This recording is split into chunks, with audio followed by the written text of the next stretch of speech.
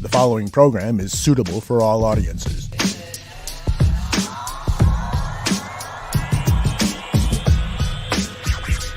Most basketball teams and coaching staff say, we're going to start our best player. Yeah. But the Bulls aren't doing that. The Bulls are starting their best player and then putting four of the players that they'd like to get better around him. And so it's dragging Zach's numbers down. And it's also making the bench look way better. So that you see the differential with the bench and the starters. It's the best bench in the league because most of them are starter quality people. And the guys that are starters are bench quality people. I'm just very excited about this kid, Pat Will, the paw, as Stacey likes to call him. When you watch how he plays defensively, when the ball's on the other side of the court, he's instantly head's already on a swivel. He's already positioning himself for help. If the ball's up top, he's in almost like a deny situation. He's got his hand ready to go. Offensively, he cuts hard. He boxes out. He goes up for rebounds with two hands. Things that you would think every basketball player would do, which they don't. He does, and it's already at 19. This is Bulls 101 with KRIS AMUNDSEN and Lauri Golden. Hey guys, welcome to Bulls 101. This is our second episode. We're happy to have you guys back. I already got a bunch of people in the comments. Really appreciate you guys.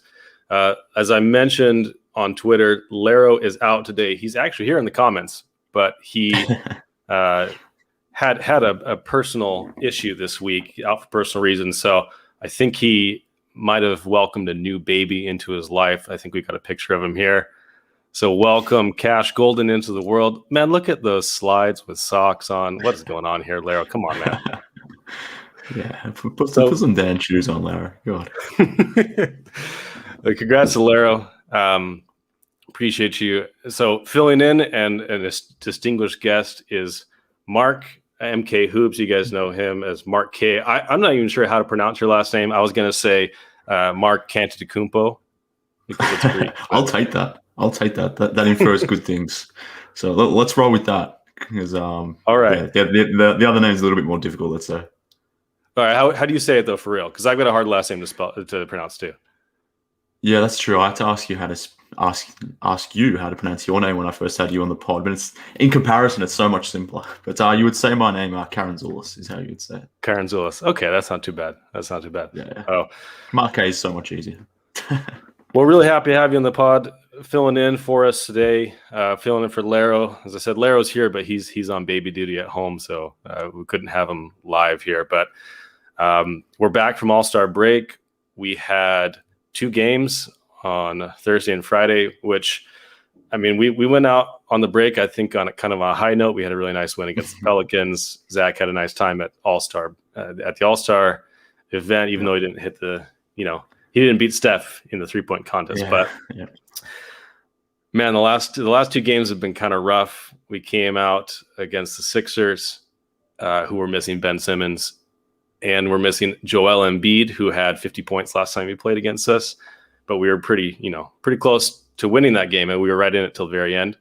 So I thought we were going to go in there and take care of business, and it was like a 25-point blowout, and it was just an embarrassment from top to bottom. And then yesterday we had the Heat, who were also missing Bam Adebayo. And that was closer. But then Goran Dragic decided to get revenge on Derrick Rose, 10 years later. And he dropped 20-something points in the fourth quarter. And I think the Bulls, as a team, scored 24 and ended up losing by double digits. So put a little damper on the hype that we went into All-Star break with. So we're at 16-20 now. So what I wanted to bring you on today to do, Mark, was evaluate the core pieces of this roster, the 5 starters, Zach, Coby, Pat, Lauri, and Wendell, their progress this year, kind of halfway through now. And as we approach the trade deadline, things that this team needs going forward, and maybe some trade ideas that could get that done, whether it's at the trade deadline or looking forward to the off season, things that we can look forward to. So I want to jump right in. We'll start with Zach because he's the oldest of the core. I want to talk about some positives and negatives. So what are some positive things you've seen with LaVine? I'm just giving you a little softball here because this one's pretty easy, I think. Yeah, it's probably the best way to start this, right? Like, this is the one guy who's seemingly made the leap that we hoped maybe a few of them would. Maybe it's a little bit too soon to expect Patrick Williams to make a leap, given he's only 30-odd games into his career. But yeah, Zach, I mean, everything you wanted from him, everything that he could possibly do over an off-season, let's say, he's done. His scoring efficiency's gone to a new level. His playmaking has improved. His defense has improved. I mean, he's just become, I don't know wherever you wanted to rank him previously. He's firmly an all-star guy now, a top 30 guy now, which is... He was between Tyler Hero and Lonzo Ball. Yeah, and Lonzo, ESPN exactly. Rankings, just to let you know. Yeah, and what they having, like 56 or something? Mid-50s, somewhere like that. Anyways, like... He's clearly eclipsed that. I mean, that was wrong anyway, but he's he's definitely gone ahead of that, and he's top 30 in my mind. He's an all-star, so I wasn't expecting that. So from a grading point of view, thinking about Zach's season versus my expectations, that's the way I always think about this. He has eclipsed my expectation across the board, really. Like, he was a very good offensive player last season. I did not see him become one of the most efficient scorers, not only this season, but what he's doing this season is like historically good from a scoring efficiency point of view. No one saw that happening because, like I said, it's like literally historic almost.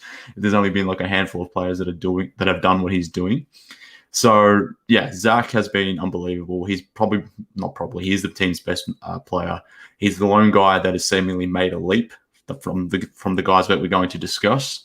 And I wish he had a few partners in that, because it would be better for the Bulls and probably better for our mental state as Bulls fans. Yeah, absolutely. It's funny you mentioned that.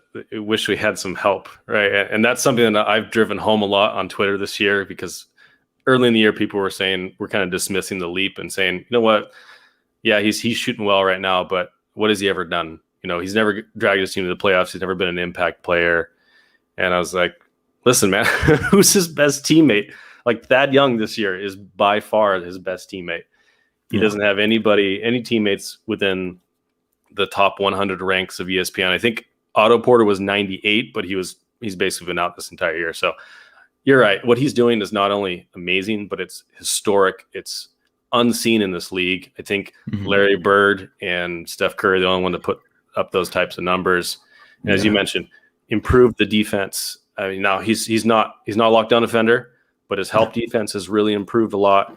He's kind of gotten to average, below average, right? Kind of in that range there, which he was one of the worst defenders in the league when he came in.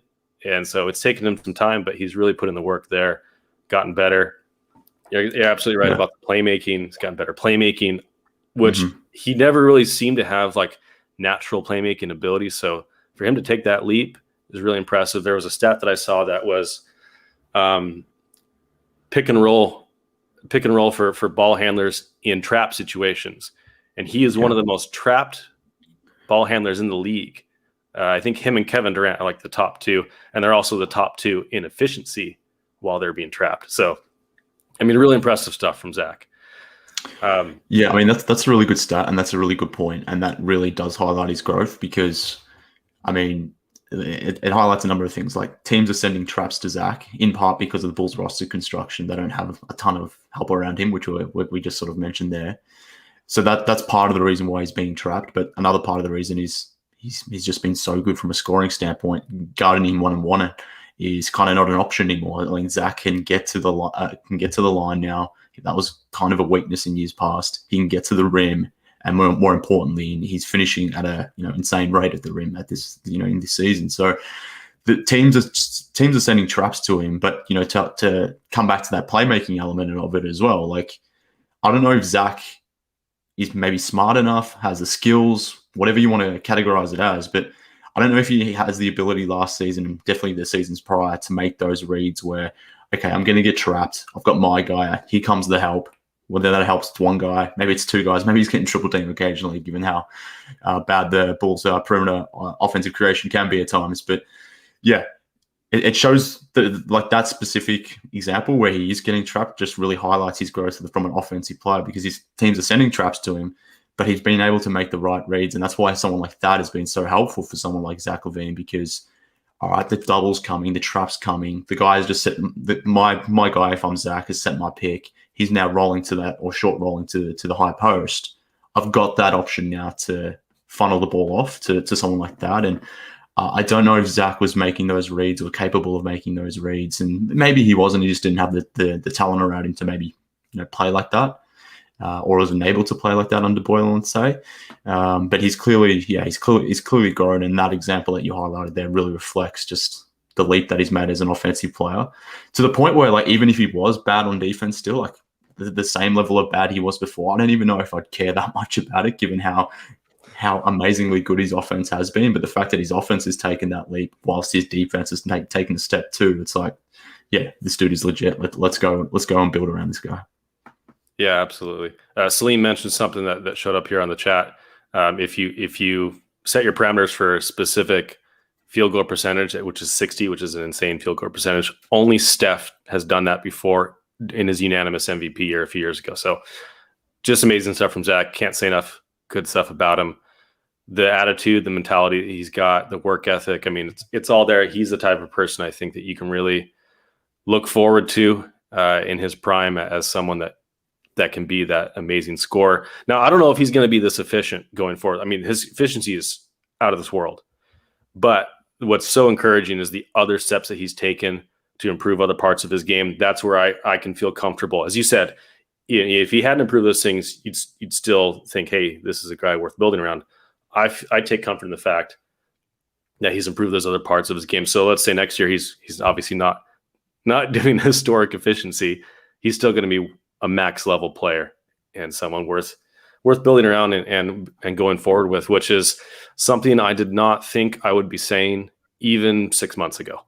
So all the credit to Zach on that. So let's get to the next one. So Lauri is the next piece, the next youngest or next oldest in the chain. And I'll start with him. The positives, I think.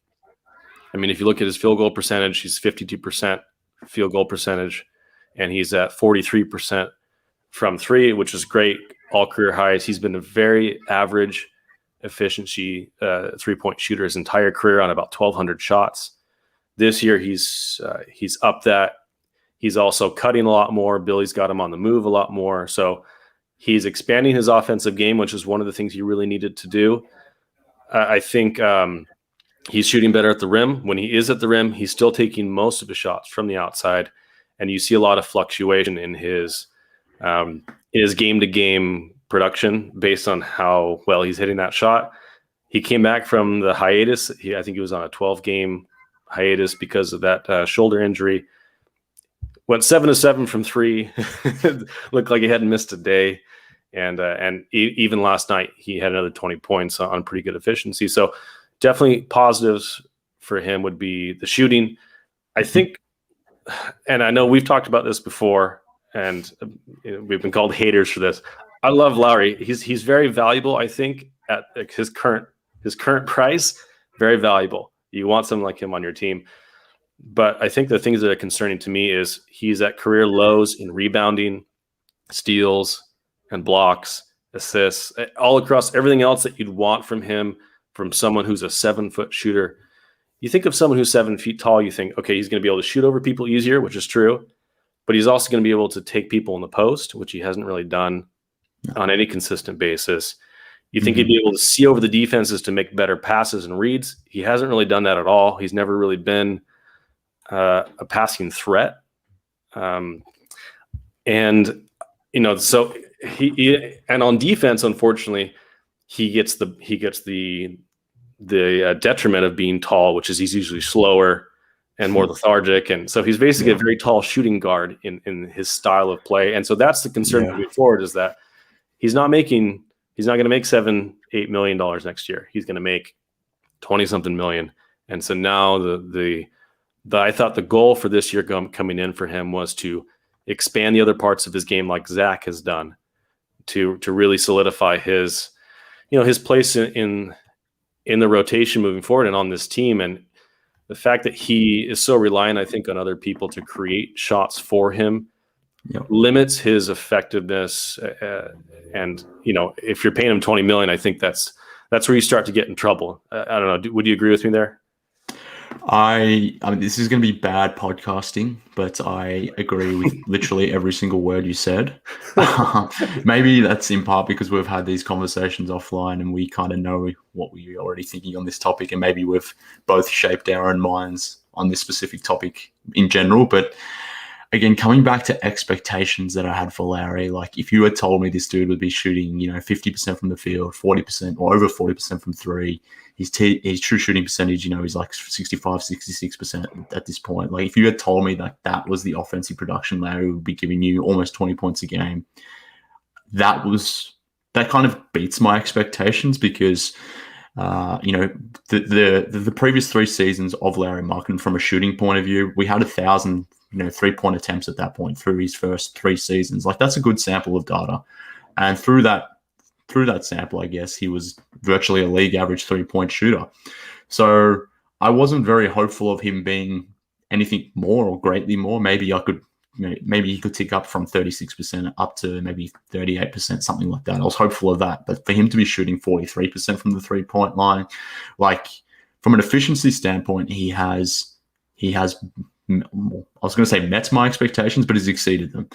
So it's kind of funny and conflating because if you had told me that at the start of the season, I'd be like, yeah, that's really good because he's doing things that I've always wanted him to do from a scoring and shooting point of view. But I guess there's still some trepidation with me at least because this is still a small sample for Lauri for the reason you mentioned. Like he missed a lot of games due to the COVID protocol. He's missed games with his shoulder issue. He's only played 16 games this season, so he's effectively missed 20 games. Is this shooting display that Lauri's got going at the moment, is this sustainable? Is this real? Is it just, I don't know, is it a hot streak? We've seen him have these sorts of streaks before where he's had, a collective of 10, 15 games or so where he's shot the ball extremely well, looked like the archetype of player that we kind of hoped he would be from a shooting standpoint when he came out from the draft. But I don't know, like at the same time, like that is all really good and that brings a lot of value, but for the exact reason that you sort of highlighted, like having that player, having that guy or that type of player be your 7-foot power forward who doesn't have a lot of scalability or versatility from a positional point of view, is averaging more turnovers and assists. I mean, you sort of mentioned before that he can't create for anyone else, and I think that's 100% true. Like he is a play finisher, and that's the way I've always thought about it. Which is, I know it's a little play on the on his heritage, his background, but I mean, it's not necessarily that moniker isn't just exclusive to Lauri Markkanen. Like what he does well and what he's doing extremely well this season is finishing plays. But if you're going to pay someone like Lauri the money that he wants, which is somewhere around that $20 million vicinity, like I need him to do something more. Like what are you doing when your shooting is not on? And we've seen games. I think the one that comes to mind is the back-to-back that they had against the Knicks, where wasn't the Magic. Anyways, whatever it was the Knicks because Tibbs took him out. Yeah, basically, the first game he was unbelievable. He had a really good, strong game. Next game went missing, and a lot of that was just due to the fact that he didn't have a bad shooting night in the sense like it's not like he went 6 from 20 or something like that. He just couldn't get attempts. Because he's easy to actually get the ball out of his hands, get him away from the ball, take him out of the game completely. So, like, what is Lauri's counter? What is he going to do when he's not shooting the ball? I don't know. And I guess another thing that's ironic as well is that despite him shooting this well, is it the right thing, Chris, that he's shooting this many threes? And the reason why I say that is, it kind of feels like he's settling into a very specialized role, which maybe is the right role for him. I just know that, Jim Boylan, not that I want to defend Jim Boylan at all, because that just hurts my soul to even consider doing so. But like hurts that spirit. Jim Boylan, yeah, exactly. That's it. He took a lot of heat for the way he used Lauri Markkanen and the fact that Lauri was often used as primarily just a jump shooter. Now, there's been a little bit more creativity, a little bit more action with how Lauri's getting his 3-point shots off at this point under Donovan rather. But at the same time, like he largely is a guy that's taking the majority of his shots from three. I think it's like 50% of his field goal attempts are from three. So he doesn't really have an offensive counter to beyond his his 3-point shooting. I don't know if I love the way he's being used, which is ironic because he's shooting so well. But yeah, I don't know. I'm kind of still left wanting more. He's meeting my expectations from a shooting standpoint, but he's still a guy that's a high volume 3-point shooter. Doesn't get to the free throw at all, really. Doesn't create for anyone. When you sort of factor in those numbers and you sort of, like we were talking about before with Zach, where, if you filter on certain percentages, certain numbers, you get a list of X players who have, putting up amazing numbers, putting up historic numbers. When you sort of filter on the numbers that Lauri's putting up from a 3-point rate, from a free throw rate, and, combined with his usage and the minutes he plays, you said it before, like he's effectively a tall shooting guard. And the reason why that statement rings true is because if you filter like on Lauri's free throw rate, his 3-point rate, etc., his numbers are very similar, or he grades out very similar to someone like Buddy Hield or Joe Harris or Tim Hardaway Jr., who in their respective offenses are primarily used as that release valve from a 3-point point of view. He's that outlet option off pick and roll type thing. So he really is a big shooting guard, which is not ideal for a lot of reasons, specifically defensively, because you can't necessarily hide him as easily as you can on defense as you can like with a shooting guard, because he's in the paint. He's meant to be protecting the rim, and as we saw what Dwight Howard did to him the other night, I'm not sure Lauri's much of a defender. So it's tough. I'm out on him at this point, and maybe I'm biased in that sense, and maybe that's ringing true in my analysis here. But I mean, now it's time to pay him now. So to your point, like I'm going to need a little bit more from Lauri if I want to pay him, or if he's worth that $20 million that he may command, he may ask for, and he probably will get paid. And if I'm the Bulls, I don't want to be the one paying him $20 million, as much as that will paying someone like our mate Daniel Foy. Sorry, D-boy, but I'm not paying Lauri. Yeah, it's a tough prospect because, as I said, I think there is value in what he does. I mean, obviously, if you're shooting the types of efficiency that you've got this year, small sample size aside, that's obviously valuable. That's something you would want on your team. But we've seen that before. That the famous February 2019. I always find it funny because I thought Nikola Mirotic got a lot of hate for the fact that he would only go off like once a month every year. But, he had 3 or 4 months like that and a whole season like that before he got traded. And he didn't get any love from the fans, but Lauri had like one really good shooting month, and we all exploded as fans, thinking this guy's a superstar, he's going to be all-star. I think, and that plays into what you said, and Daniel brought this up, is, hey, if he's making threes, why not take him? I totally agree on a game-to-game basis. If he's making threes, you want to hit the open man. You got to find the guy that's hot. But I think if you're settling into that rhythm of just shooting threes, you're limiting your ability to grow as a player. You want to diversify your offensive game to be able to score from all 3 levels. You want to improve your rebounding. And so the more actions you're running in those different situations, you're going to improve and get those reps as a player. And so it's tough when, Lauri's shooting so well from 3 this year, but if he's just sitting in the corner waiting for a pass, there's a limit. There's a cap on that value to your team. And I don't think that cap is anywhere close to 20 million. And that's really the issue, is if he was 2 years into his deal instead of on his last year, we wouldn't be having this conversation. Like, keep Lauri. He's got time to grow, but the clock is running out. We've got 12 days until the deadline. And it's a tough decision. If you want to keep him, you got to be prepared to pay him that kind of money. And if you don't want to keep him, you got to look to trade him and get some value for him right now. So that's tough. And I know we've beat the dead horse on Lauri before, and we'll probably do so again before the deadline. But I really like the guy, and I think he brings a lot of value. But that cap on that value is a lot less, I think, than what he's asking for right now. And so that's the tough issue you got.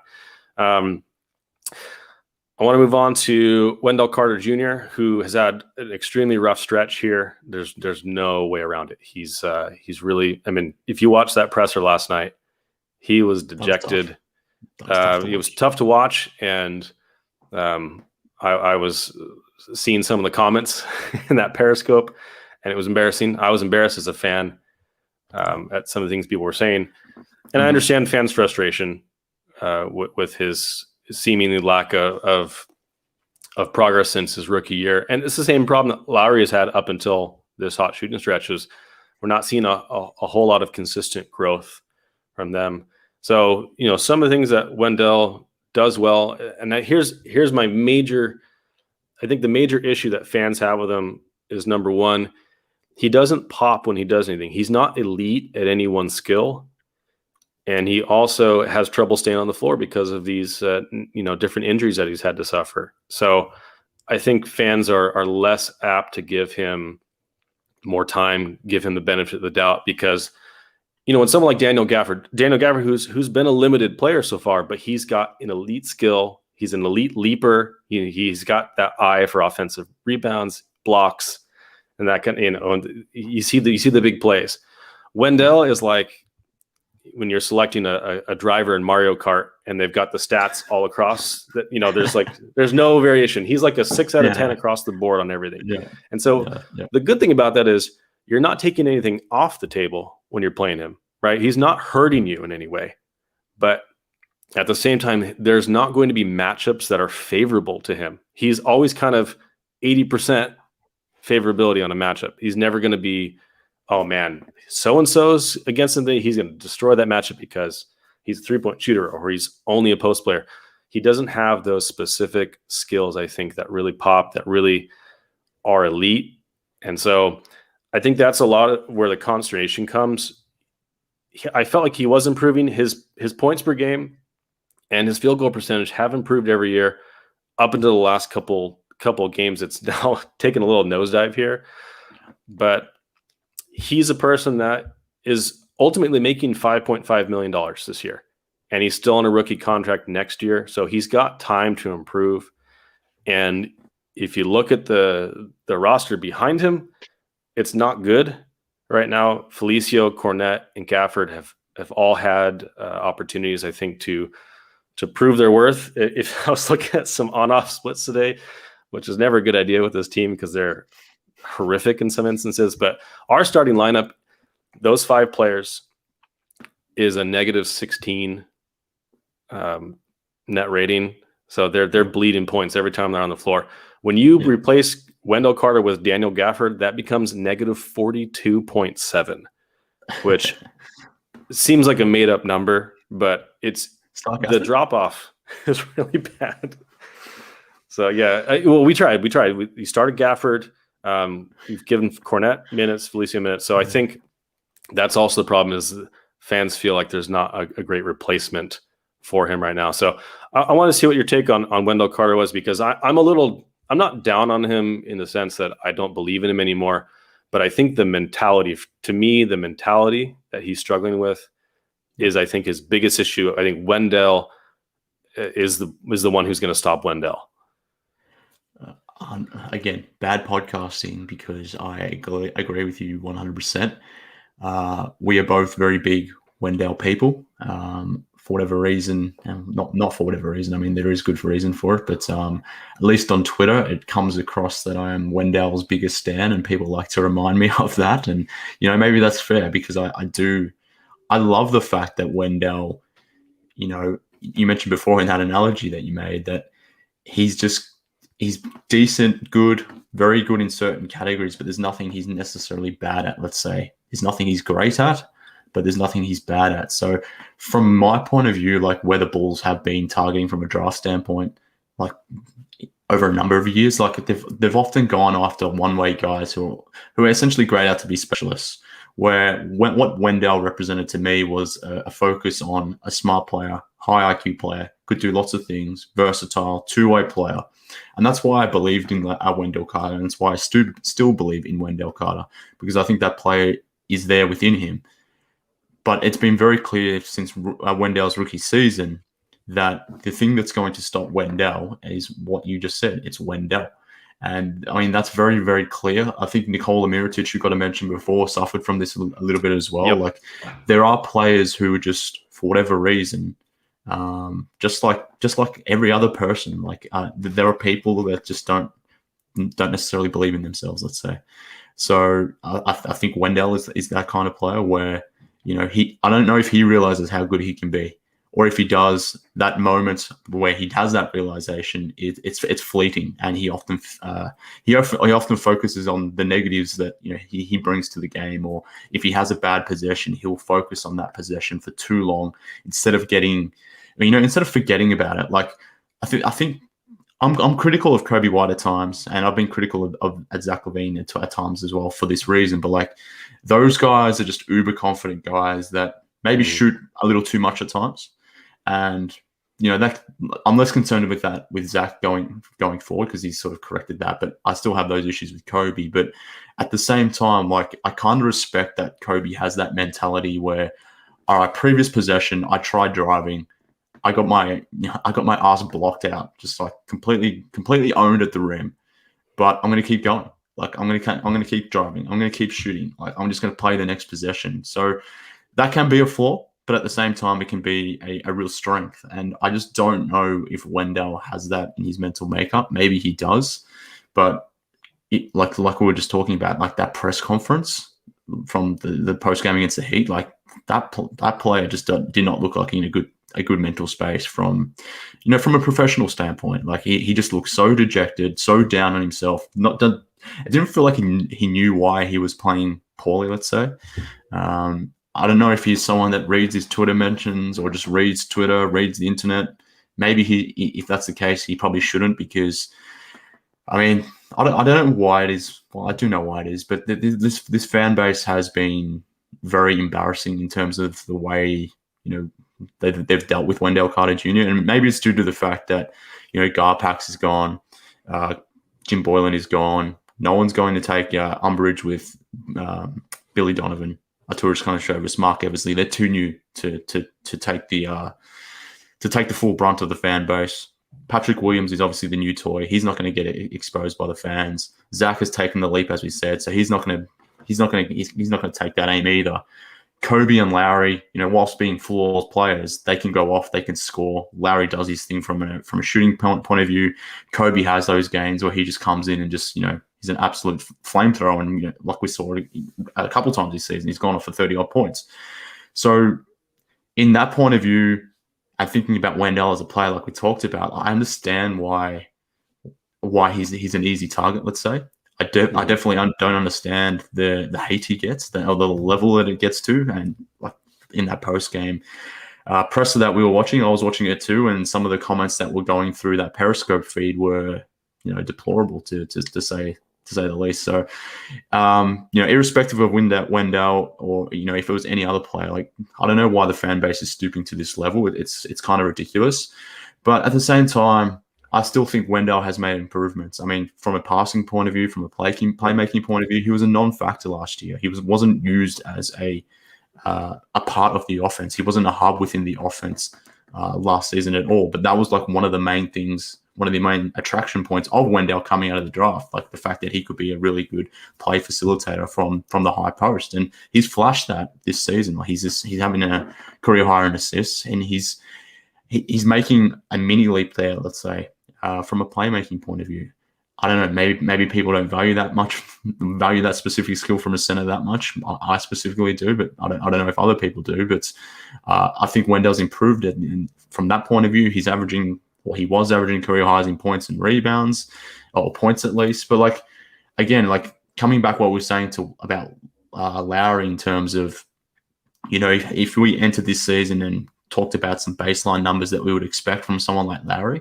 Like, similarly for Wendell, like if I told you, like, Wendell this season would average, say, 14 points, 9 rebounds, 3 assists on good efficiency, I assume most of the fan base would accept that and take that. He's not at 14 points right now. He's not at 10 points right now. Rebounds. He's at 8 rebounds right now. He's not at 3 assists. He's at 2.2 assists. So he's just shy of those numbers. Essentially what he needs is one more basket, a couple more rebounds, and one more assist. And he's at those numbers that I just sort of spoke about. And he's doing those numbers in, 26 minutes per game. So yeah. I guess I just don't understand the level of discourse for a player who hasn't taken the leap that I hoped how he would. I still believe in him. I'm disappointed by him to date. He's been a little bit inconsistent. But again, the amounts, the way the discourse has been shaped over the last few weeks and months around Wendell Carter, to me, doesn't match up with the production that we're getting from him, which is, still very competent NBA basketball. Like, he's an average NBA center. Were we hopeful that he'd be more than that by now? Yes, I was. I still believe he can be. I was expecting something more from him this season. But yeah, going back to what we said before, like, Wendell is the only person stopping Wendell. And the sooner he gets out of that, if he can get out of that, then he will be the player I expect him to be. He flashes the player that I see in him. But yeah, it's up to Wendell now, I guess, and we'll see if he can get his head right, I guess. Yeah, I think for me, the mentality thing is the most concerning, because that can be really hard to get out of your own head. And especially if things are going your way and things haven't been going your way, and then the fan base starts to turn against you like they have. I have to agree, and I have to just say, it's fine to criticize players for their play. It's fine. Like, we're going to point out, if Lauri's not doing this or Wendell's not doing that, that's fine. That's part of fandom. That's the coaches are doing the same thing. And I guarantee you Wendell would criticize himself for the same thing. But what bothers me is people who are at home calling NBA players soft or bums or trash, or saying, I can't wait till this guy's traded. These guys are human beings first. And they're young men. Like, this is a 21-year-old guy who's one of the best basketball players in the world, and in the best association for basketball in the world, starting on a team that is in playoff contention this year, who's been inconsistent and had bad games, but is also, before the break, we were saying, Wendell's killing it. He's been doing really good. The team's winning. The impact is there. And I don't know, maybe just imagine yourself at your own job on a daily basis and have the type of visibility that these NBA players do, and criticism and constant nitpicking of their job performance. I think if you step back and look at it that way, you think, do I really want to at this player on Twitter and call him a bum? Like, is that really the best use of my time? Is that the type of person I want to be? Because I think it's embarrassing to do something like that. And I'm embarrassed for the fans. Yeah. Like, regardless of how you feel about a player, they're a human being first, and it's a job. They're not here to serve you. They're not here to entertain you. They're here to play basketball. But I think sometimes we as fans lose sight of who these people really are. And I don't know. I think it's yeah. And this doesn't just happen with the Bulls. It happens with every fan base across every sport. Yeah. But it needs to stop. and I think we need to speak out more about it. So that's all I got to say about that. But and I know you and I could go on about Wendell for probably as long as the lights are on. But let's move on to Coby.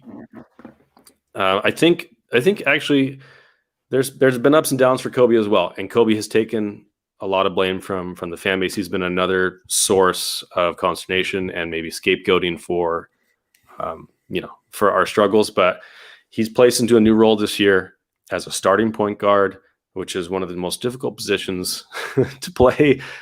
And he's 20 years old, and his shooting numbers are up. Not by a whole lot, but they are improving. His finishing at the rim is up a little bit. That was a source of weakness.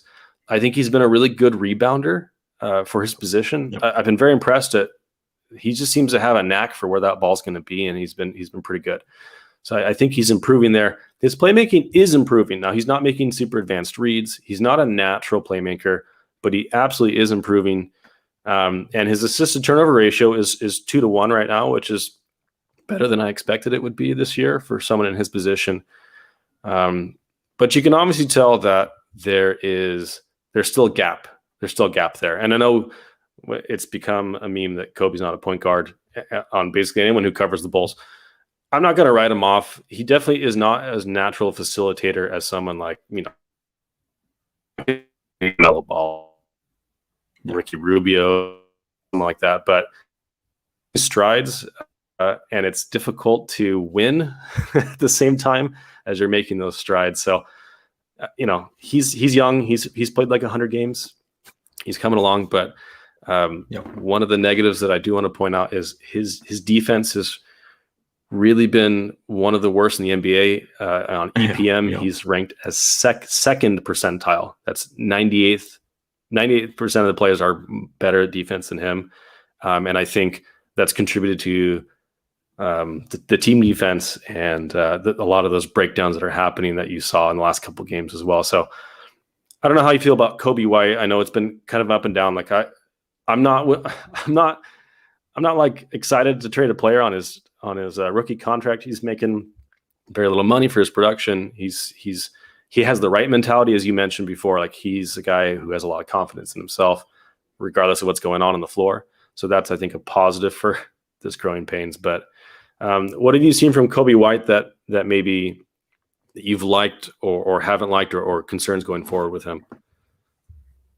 Look, I don't have any additional concerns with Coby this season that didn't already exist, and same thing from the pros that I had with Coby. I like that hasn't necessarily changed this season compared to last season. So, in my mind, and thinking a few years down the line, where I see his career arc projecting, to me, he's still that same player that I had in mind, and I still think that player can be a very effective player within the right role. I question if a starting point guard, he can play as a starting point guard, but as a lead creator, which is something we started the season seeing Coby be, that has sort of dissipated over the last 20 odd games, let's say. I don't believe in that version of Coby, but in a version of Coby White where he can be this team's Jordan Clarkson, who is going to be the sixth man of the year with Utah. Like, that player, I think has huge value to a lot of teams. For this specific Bulls team, and I think you can make this comment about Wendell, you can make this comment about Lauri as well. To me, these guys will ultimately grade out to be, very good role players, starting NBA players, potentially bench players, depending on who else is on the team. I feel that way about Lauri. I feel that way about Wendell, and I feel that way about Coby. And I guess why I'm saying that is, like, well, the fact that the Bulls are such a young team, the fact that they run with this such a young starting unit, you mentioned it before, they're a negative 16 in net rating, which is just horrendous. The offense, I think the offensive rating is like 89 or something like that, which would be the worst in the league. It's really, really bad. And really bad. There's a number of reasons for that. I'm not blaming Coby for that. It's a unit thing. We're talking about this young core here together, but from a unit, they're not functioning. I think Coby is a part of that. He's not the actual reason, or the lone reason, I should say. But in the right role, I feel Coby can be really good. Same as I feel with Lauri and Wendell. I just don't know if that role will ever. It's certainly not in the short term anyway. I don't know if that's just going to be the Coby White that we see. Like, the fact of the matter is, the Bulls are asking Coby White to do too much. They're asking probably Lauri to do too much, or we're expecting too much of him. We're expecting Lauri to be, a second option. And hopefully, when this team is good and they're winning 50-55 games, Lauri Markkanen is your second option. I don't know if he can be that. Same thing for Coby White. Like, when the Bulls are really good, can Coby be a really high-level second option? That's sort of how we're projecting these guys right now, but we're hoping at least. But in my mind, like, I don't see that for any of these guys, to the point where I'm like, are these players always going to be somewhat limited in the situation in Chicago? Whereas if you were to take Coby White and put him in a more favorable position where he's surrounded by veterans, maybe coming off the bench, and you bring him along slowly, are you getting more impact or more production from Coby White in that sense? Or you may not be even getting more production. Maybe he's averaging less points per game. Maybe he's averaging less assists per game. But in the minutes he does play, maybe he's more effective because he's in a more limited role that makes sense for him. So in that sense, I kind of feel bad for Coby that the Bulls are asking him to do the amount of work that he's being asked to do. I don't really like the sink or swim type approach they've gone with Coby this season, and so much of this season is hinged on the success of Coby, which is it's a lot to ask for a guy learning to play point guard, has never played point guard before, on a young team, in a starting unit that is full of young guys that don't really know how to play basketball. I mean, they know how to play basketball, but they don't necessarily know how to compete at an NBA level, let's say, against actual starting lineups. So I think the Bulls have just put a lot of unburdened pressure on Coby White. It's kind of been unfair. So I try to take that lens in my as much as I can. There are times when I get a little motive on it, and I go after Coby, let's say, specifically for his defense, because that is the biggest flaw in his game, I think. But yeah, I guess I try to apply that lens when analyzing someone like Coby, because I do think he's in an unfair situation. I think he's being asked to do too much. He's, based on my expectations, I think he's actually done pretty well this season. He's still obviously got huge flaws that he needs to correct. I don't know if he will, but there's still problematic areas of his game. But I think he's been okay this season, considering the context of what the Bulls have asked him to do. And maybe this is me just being a little bit too fair for him, and maybe he has been worse than that. But I do think he could be better supported, and I hope that Billy Donovan is really thinking about the ways about how going forward he can start blending his lineups a lot more. This is the thing I've been on for the last week or more, 2 weeks, 3 weeks. This is the thing I've been banging on about a lot, that the fact that I want to see Billy Donovan blending his lineups a lot more. And I think that will be fruitful for someone like Coby specifically. Like, you can stagger Coby and Zach. You can get Coby in with more of the veterans to start games, or off the bench, or whatever it might be. Put him in the right role that'll make him more successful. I think that's what the Bulls should be doing, and that's kind of what I hope they are. I kind of hope that's the ethos they take into the second half of the season for Coby, but literally for all these young guys.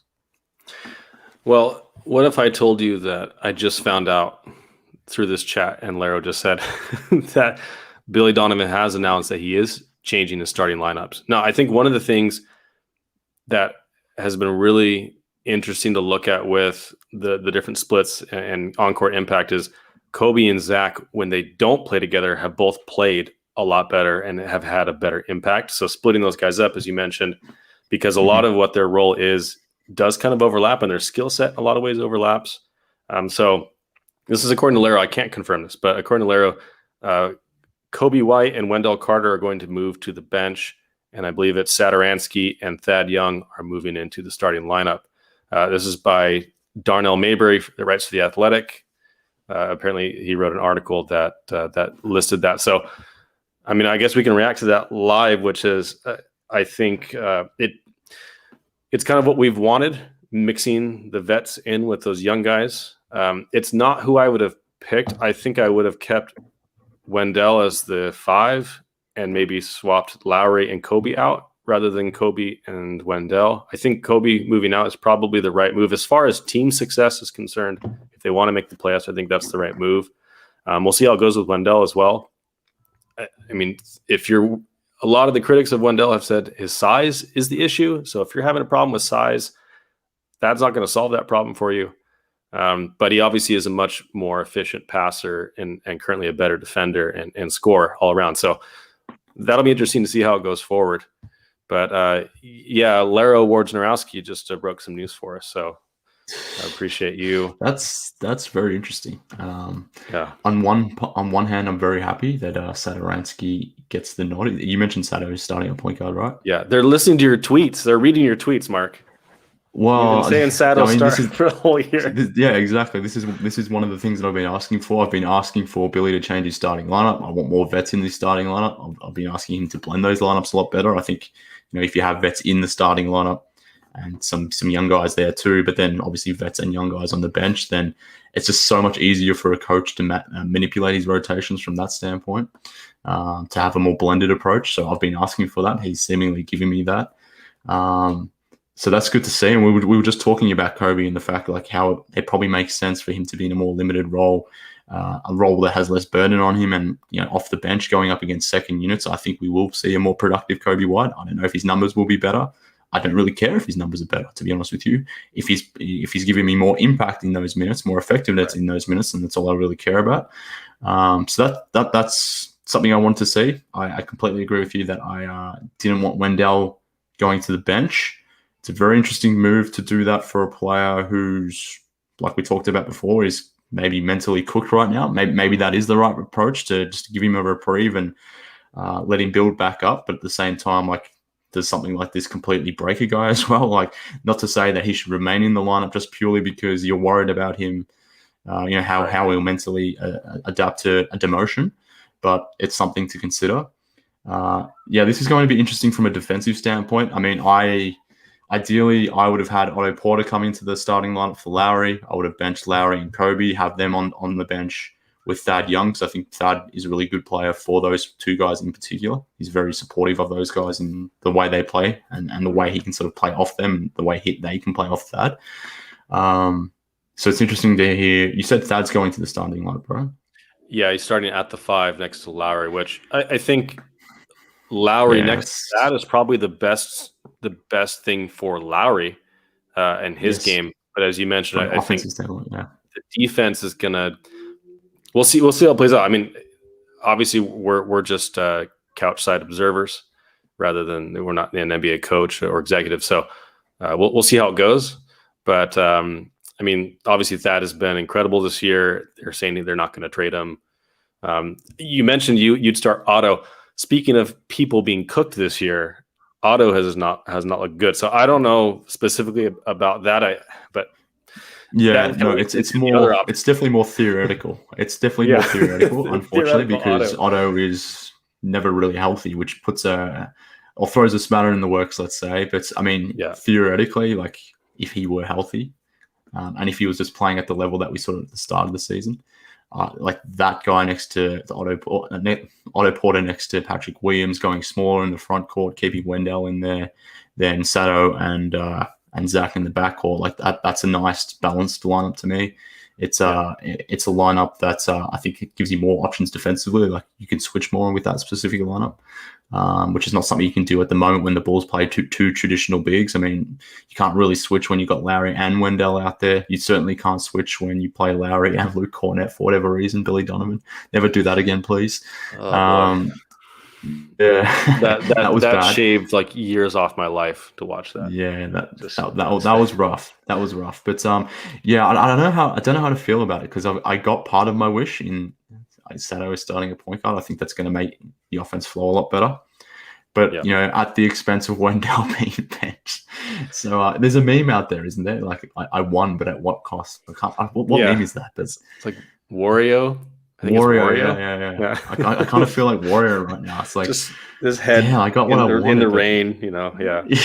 And there's also the Thanos one too. Like, what did it cost? Everything. So that's also another meme. But it kind of leads me into my next point, which is the alternative here to Otto playing the 4 is another person who's been playing the 3 and 4 this year, which is Patrick Williams, our rookie. I know both you and I are very high on him. I know I half joke about the Kawhi Leonard comparisons, but I'm also the other half is serious. I really think that he's another guy where I see what he's doing right now, and I don't think he takes anything off the table for you. I think he is at least competent and shows flashes in just about every area of his game that I'd want him to. Looking forward as a number 2 or as a number 1 next to Zach going forward, I think he's got real potential to reach that level. I don't want to put on a ton on him right now, but I think his rookie campaign has been pretty encouraging so far. His defense, as our friend C Red Fred has pointed out on many home video style clips, has lacked at times. Obviously, his defensive awareness, he's still learning, he's still growing in that way, but the physicality that he plays with, his size, his hands, his jump shot is a lot further along than I thought it was going to be. I mean, his attitude on the court, he checks all the boxes for me, at least, of what you'd like to see from rookie. And it makes me really sad in retrospect, because I felt that about Wendell too as a center. Like, I really felt like he checked a lot of boxes in his rookie year. He was fearless in his rookie year. He didn't have these mental issues, this lack of confidence in himself. I'd love to see that Wendell back, but Patrick's got that. He is, if you watch him on the court, the facial expressions or lack of them are really hilarious to view. But obviously he's still got a bunch to, a long way to go, but I think it's been promising. His defense has not been good this year, and we shouldn't expect it to be. But ultimately, I feel really positive about him. How do you feel about how Patrick's come along? Yeah, look, in comparison to where I thought he would be at this point, like halfway through his rookie season, he's exceeded my expectations. Yeah, he's very Wendell-esque in, or at least what we thought or hoped Wendell could be, in terms of he doesn't take anything off the table, probably not great or elite at any one thing, but is very good in a lot of things, which is why he was so appealing to someone like AK. And that player is super valuable, and that's the player that Patrick Williams currently projects to be. I don't know if he will be capable of being a number one or a number two option, let's say, from an offensive standpoint. But if he can be a guy that, comes in and averages 17, 19 points, something like that, as a peak, whilst giving you, say, 7 rebounds, a couple assists, a couple blocks and steals, playing really good defense, like that player is insanely valuable. So I think there's going to be a lot of winning that follows someone like Patrick Williams. Based on where I had him this season, the fact that, he's shooting, I'd like to see more volume from a 3-point point of view, but like his percentages are strong.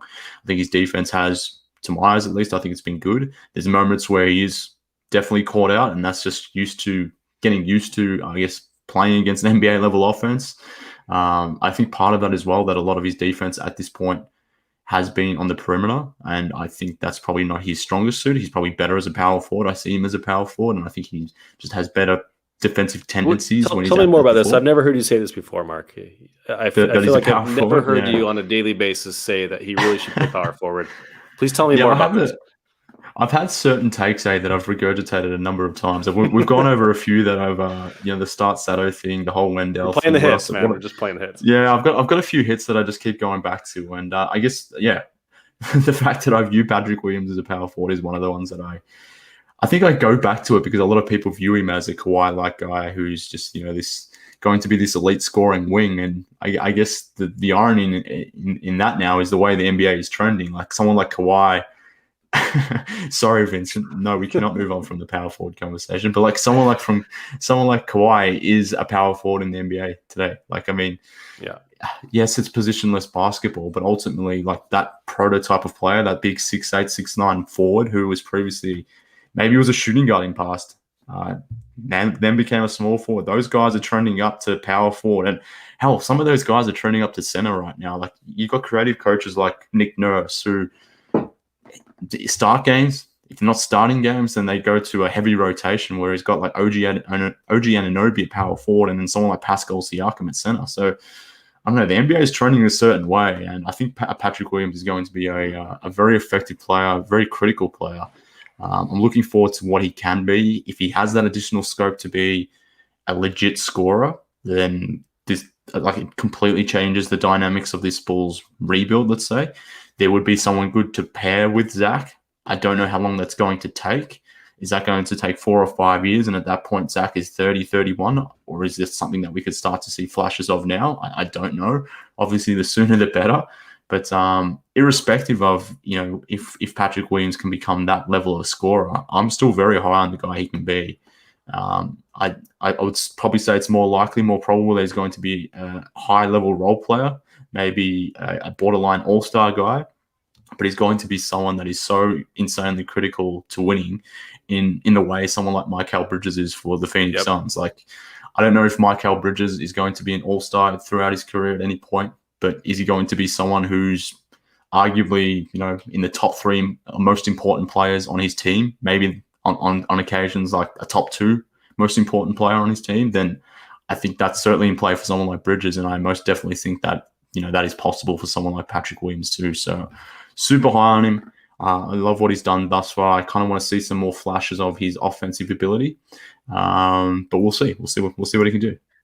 Yeah, and as Salim just mentioned here, and Billy has recently started putting him in more situations where he's an offensive initiator in the offense. You saw in the third quarter of last night's game, and I think in the very first play of the game, if I remember right, maybe it was the Philly game, I can't recall, but but Billy's been putting him in situations where he's got the ball in his hand running pick and roll, and it's been encouraging so far. That's all I got to say. So sure. nothing but love for Pat yet.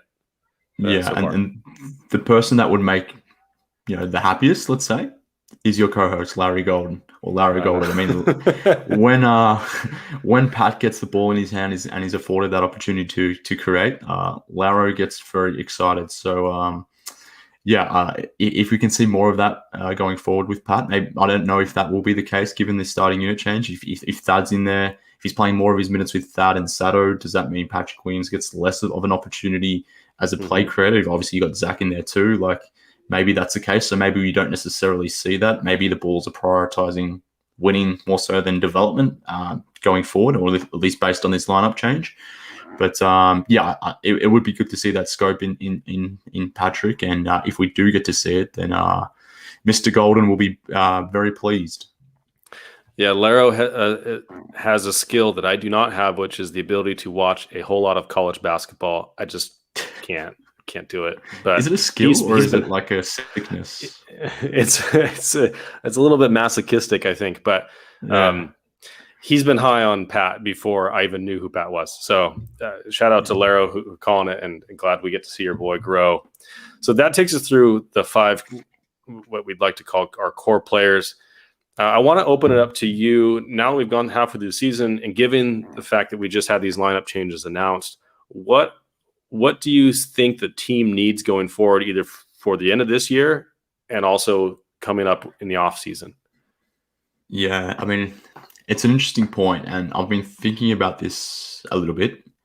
And my answer, the only way to really answer this question is to be given a directive by the Bulls as to what they're trying to achieve. I'm assuming based on this starting lineup change that they're actively trying to win games, trying to push towards the playoffs. So I'm assuming in that sense that they would want to be buyers at the deadline, not necessarily sellers. But I don't know, maybe is that definitely the case? Is that definitely true? If not, and someone like Karnisovas wants to, or doesn't see this team being a playoff team or being a legitimate one, Vincent Wong, good players. He's right in saying that. But in terms of, that's throwing me a little bit. But in terms of what AK needs to do, like, or what the Bulls need from a team need point of view, like, what are we trying to achieve for this season? So that needs to be answered first. And the answer to that question then determines what does this team need. But, let's just assume that they're trying to win games, that they're trying to push towards the playoffs for the sake of this conversation. In that sense, to me, they obviously need more playmaking. I think that's part of the reason why Satoransky has gone into the starting lineup. But the reality is, like, even with Sato in there, he's still a flawed player, a limited player. He's not a primary creator himself. Neither is Coby White. And those two guys are really like your only point guard options at this point. So I would like to see the Bulls target another guard type option. Doesn't necessarily have to be a primary creator.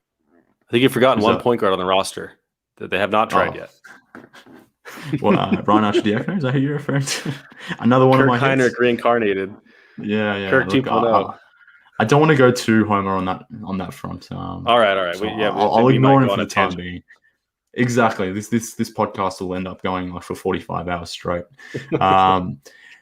But yeah, he's not even in Donovan's rotation. Let's call it that way. That's why I'm not including Archidiakono. But they definitely need another creator, someone who can connect plays. It doesn't necessarily have to be high level Chris Paul guy, but they need another option, someone to support Zach. And I think that's going to be critical going forward because we're talking about Zach and those trappings, those traps that he's seeing now, and how he's gotten better at dealing with those traps. I think this is going to be amplified through the second half of the season now that he's established himself as a legit all-star. What he's doing through 36 games isn't a fluke. Like, this is the new normal. Teams are going to start adjusting. Teams obviously realize that the Bulls have limited creators. They don't have a real threat on the perimeter that's consistent beyond Zach. So from that point of view, like, I think those traps are going to be coming, and they're going to be coming hard. So in that sense, I think they need another guard. They need another creator. Ideally, another wing, because I just don't trust Otto Porter. Chandler Hutchinson has been out for most of the season as well, who is someone we projected or hoped could be another wing option. He's clearly not playing at this point. Don't really want to see a ton of minutes for Denzel Valentine. Sorry, see red for red. Garrett Temple can be hot and cold from a shooting standpoint, but like Temple is Temple like the best wing the Bulls have right now? Yep, he's the best wing and the best perimeter defender by a mile. Which is very, it's quite tough to hear that, and it's like that realization when you think about it is just brutal to think about. And it's been the case for the Bulls for, well, essentially since Jimmy Butler's been gone, really. But even when Jimmy was here, like the team just didn't value wings for whatever reason. But now with Jimmy gone, you've got a similar type player from an offensive creation point of view, an offensive load point of view in Zach. Like, you would want to put a high-level wing next to that guy. Now, I'm not assuming that the Bulls are going to be able to trade for that player, but the fact that this is the third or fourth season in the rebuild where wing hasn't seemingly been prioritized until, I guess, Patrick Williams came along. But like we sort of talked about before, he's more of a 4 in my eyes. But I think they need to go after a guard. They need to go after a wing. And maybe they need to go after a big. I don't know. I don't know if I don't know if what are their plans for Wendell going forward if this lineup changes. It is what it is type thing. Is Wendell still going to be playing his 20-25 minutes a game? Is that going to be reduced further?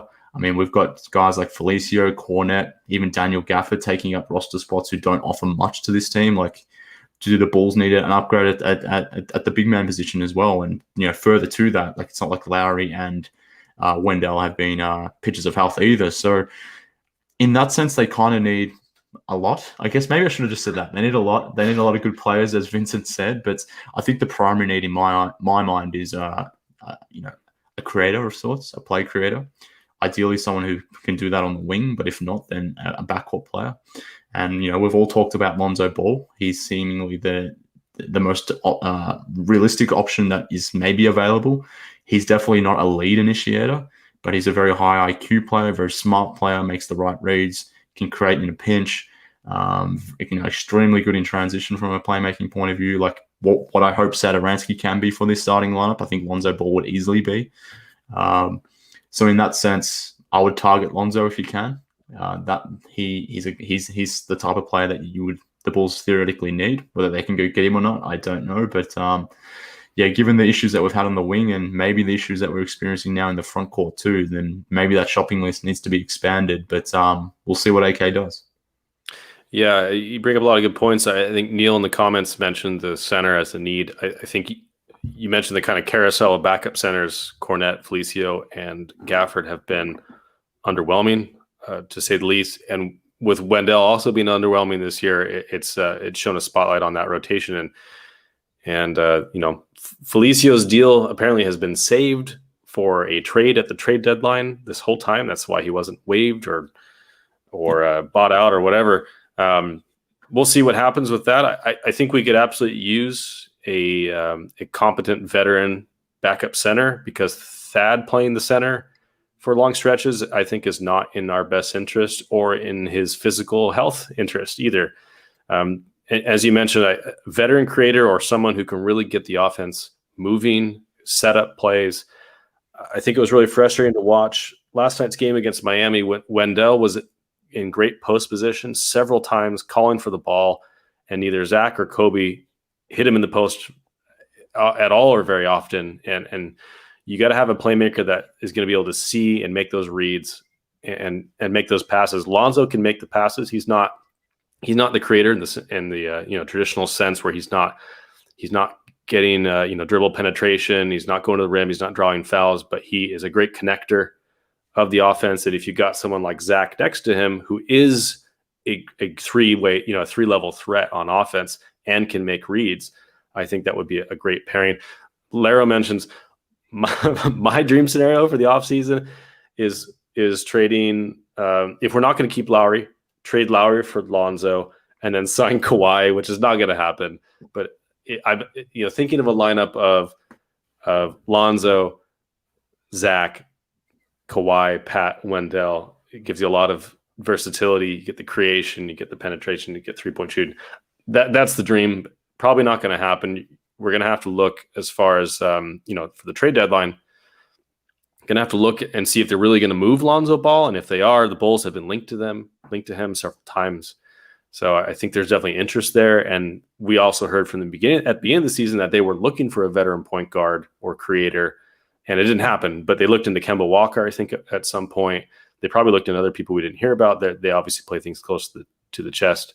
So I'm really interested to see what they do at the deadline. But I agree with the comments and what you've said here, that the lead initiator, some more wing or perimeter defense in general, and probably just shore up that front court rotation, especially with Lauri's restricted free agency coming up. And Thad's not going to be here forever too. Yeah, here's the thing though. It's true of the Bulls, and it's true of a lot of teams. A lot of teams are gunning for the playoffs right now, or at least the play-in. Yep. There's 10 teams in both conferences that can get into that play-in tournament, so that's the majority of the league. There's probably AK called them delusional teams. Delusional teams, which was ironic. Are we the delusional team? Are we in that? Are we in that category? I think we might be. Yeah, maybe we are after the last couple games, and I kind of feel foolish for even positioning or saying the Bulls should go hard and try to make the playoffs based on their performance the last couple games. That made me look a little silly, but I guess my point is, like, there are a lot of teams who view themselves as teams that are trying to make the playoffs, can get into the playoffs. Like the league this year is pretty, it's pretty flat. There's 3 or 4 teams at the top that are very dominant, that likely play off in the Eastern Conference and Western Conference finals, get to the finals. But beyond that, like, I don't know, teams 5 through 24, let's say, across the league, it's fairly even. I mean, there's obviously peaks and valleys to that statement, but like, it just feels very competitive this season. I guess it's very flat and very even. I mean, if you look at the Eastern Conference standings, like you're on a 2 or 3 game winning streak, and you can jump up from 10th to 6th, or similarly like the Bulls, like you lose 2 straight and you can go from, I don't know, being a realistic playoff team or a play-in team to now like being out of that conversation. So a few games can really swing the point. To which I would say, given that there's so many teams trying to maybe make the play-in or make the playoffs, particularly within this season, like, is there going to be a lot of sellers at this point? Like, we can talk about the Bulls' needs, what they need at the deadline. Like, they need a point guard, they need a wing, and maybe they need a big. But where are they going to get that from if most of the league is trying to actually make the playoffs? Like, it feels like there's going to be more buyers at the deadline than sellers. Maybe that changes over the next 2 weeks. Maybe some teams who get out of their delusions, let's say, then they start to think, all right, well, there's no really point pushing towards the playoffs. Maybe we become a seller in a buyer's market. Maybe we take that, we leverage that competitive advantage. Maybe the Bulls do that. I don't know what's going to happen. I'm assuming that's not going to happen now based on the starting lineup change.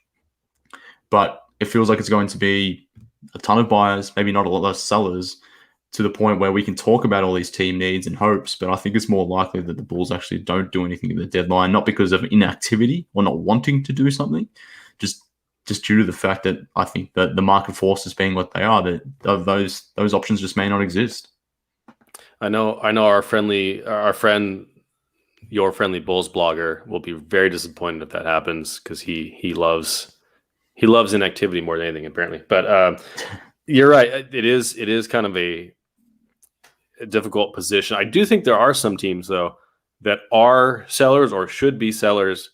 Teams like the Timberwolves, the Kings, OKC obviously is trying to hoard every pick in the next 5 drafts, and they've got some good players. They've got Al Horford, who, of course, as you knew, just like they did with Chris Paul, they rehabbed Chris Paul's value and somehow traded him for assets. I think they're going to try and do the same thing with Al Horford. You got George Hill, who has been injured recently, but he could be used to a lot of teams.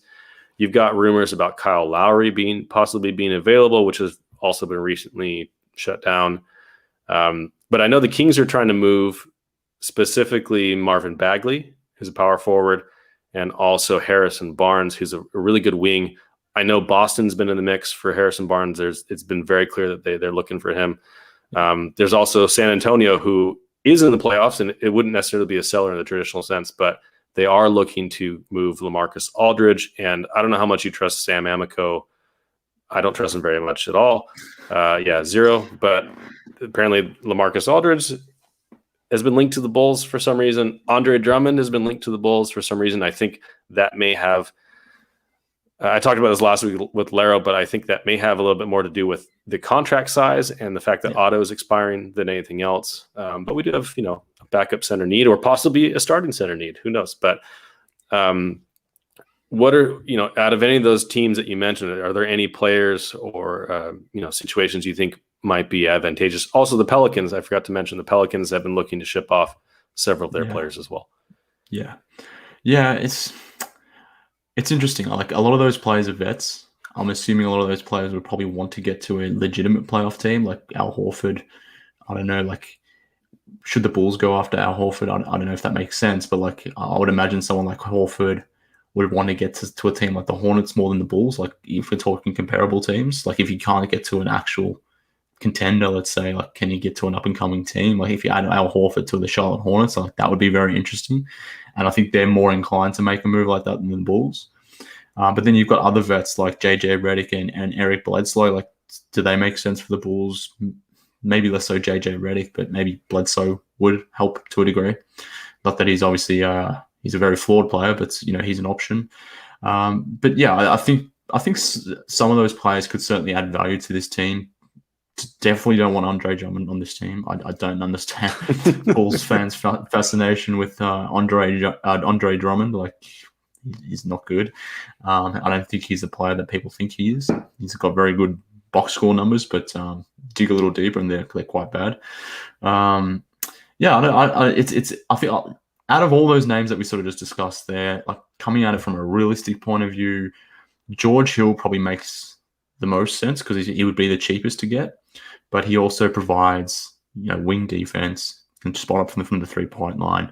Not a primary creator, but from a secondary creating point of view, like you start your action with Zach, he gets strapped, ball swings around. There's George Hill on the wing. He can either pop that three or he can drive the ball and start and make a play for someone else. Like George Hill would be a reasonable name to get through for a team like the Bulls. So like that should be an option that they consider. Particularly if you can't get Lonzo, like he would be an interesting. They're not exactly the same player. They're not facsimiles of each other, but like in terms of the role, that would be a good player to bring through.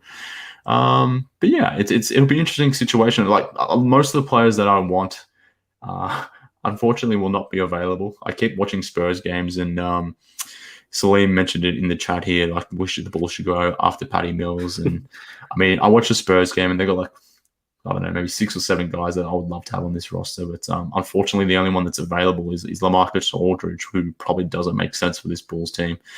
But I mean, from a contract point of view, he and Otto work. If there's a way that the Spurs could throw in Keldon Johnson or DeJounte Murray or Derek White or Lonnie Walker, Devin Vassell, I'm very jealous of the Spurs right now, as you can tell. Yeah, I don't know. I'm not expecting much. Maybe one mover on the periphery, like a George Hill type thing. I think that would be interesting. And specifically for a team like the Thunder, like they will be a team you would assume that will sell. So that makes sense. The other teams that may sell some pieces, like a LaMarcus Aldridge, like the Spurs are actively trying to make the playoffs, so they're not going to need to be trading their good young guys. So, yeah, I go back to my comment before that. I think there's going to be a lot of teams that want to buy. I don't think there's going to be a lot of teams that are going to sell. And I'm not expecting much this trade deadline. Maybe that's famous last words. Maybe something huge happens, like Kyle Lowry gets traded or whatever it might be. But I think the Bulls, it's more likely that they do nothing at the deadline than do something. And it'll just be interesting to see how the fan base takes that. Yeah, I mean, I think that should be the expectation. But there's also a lot of teams with an itchy trigger finger right now, and as you said, the tight East race especially has, I don't know, may have some implications there. There is a name on the Spurs that you didn't mention that I actually baited you with earlier this week by throwing Patty Mills into the deal.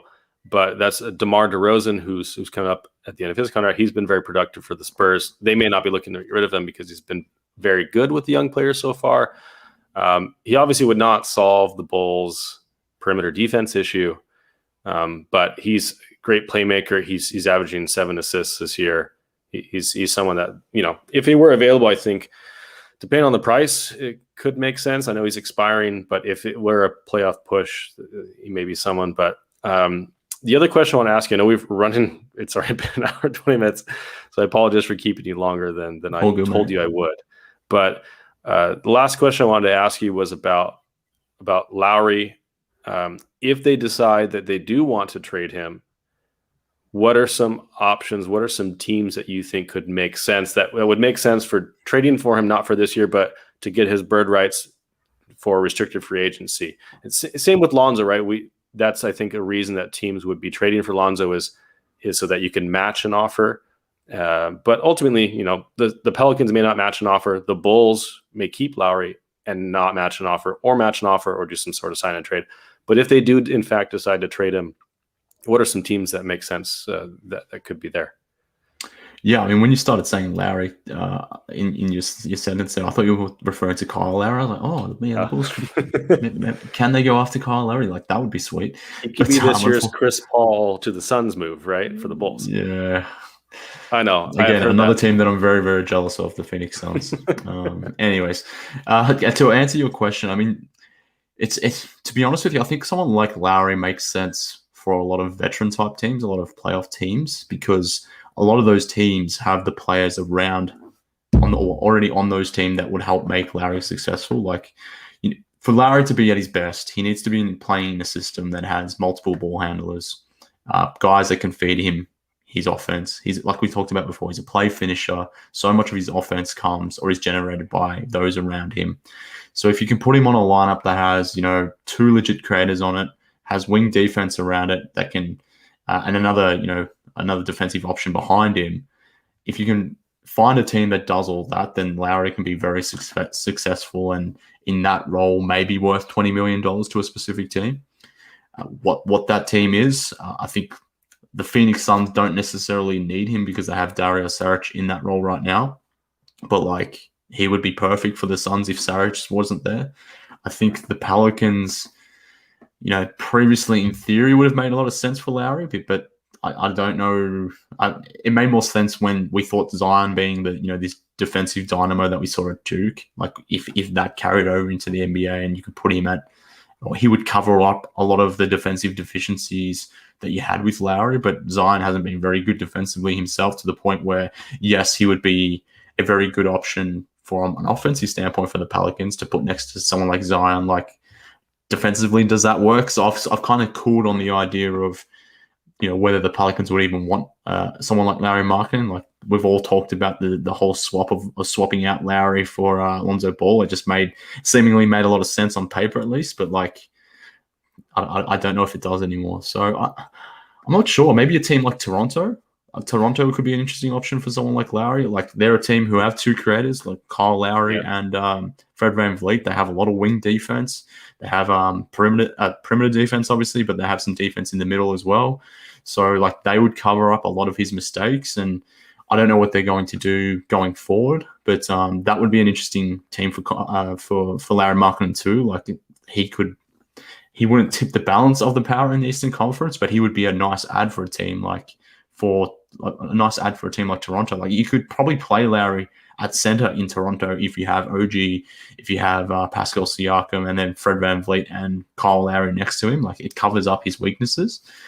So I think that would be a sneaky good team for Lauri Markkanen, actually. Yeah, those are ones I hadn't actually considered. There were 3 that I thought would make sense, but you hit the points that I think would fit Lauri, which is you have to have multiple creators. You have to have defensive options that are going to be able to maximize his strengths and minimize him and hide him on defense.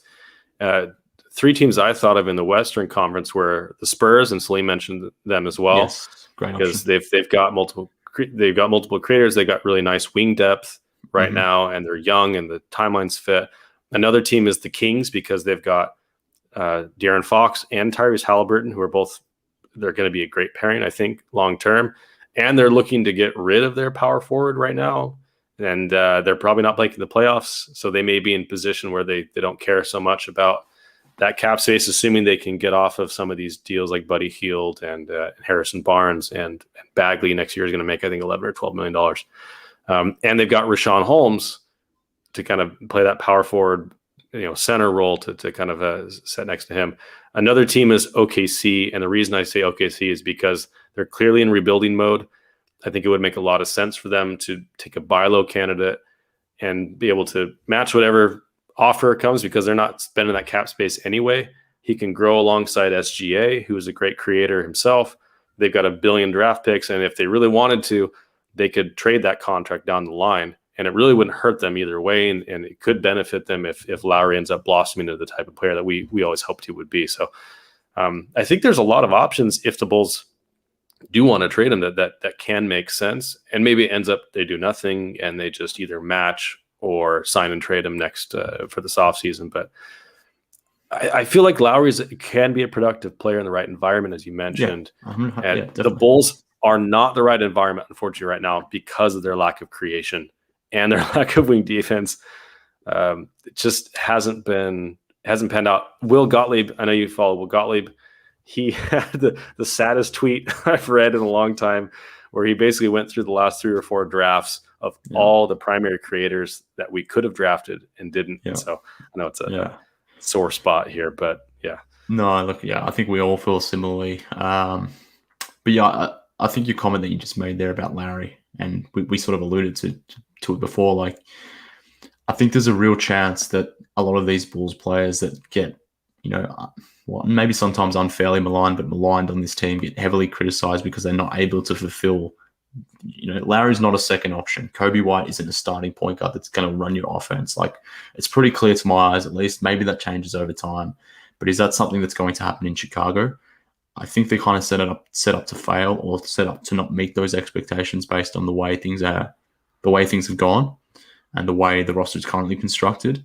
But if you put those guys in the right role, on the right team, in the right situation with the right coaching, then I think there's a real chance that when you trade Lauri, when you trade Coby, when you trade Wendell, if all those things materialize, that we as Bulls fans will be watching these guys play, the most of their career with other teams and actually being really good at that point. And we'll be wondering, why did we trade this guy? Why didn't he develop this way in Chicago? Why didn't he do this? Why didn't he do that? I think that's going to be something that happens. So it'll be interesting to see how this fan base reacts to that. Because I think there is a world where, we talked about our frustrations with Lauri before, but you put him on the right role in the right team, there is a world where he's a really effective player. Yeah. It's just right now for this Bulls team in this situation at this present time, like, I don't know if it makes sense. But to that point as well, like the fact that Lauri, he's essentially he is going to be a restricted free agent.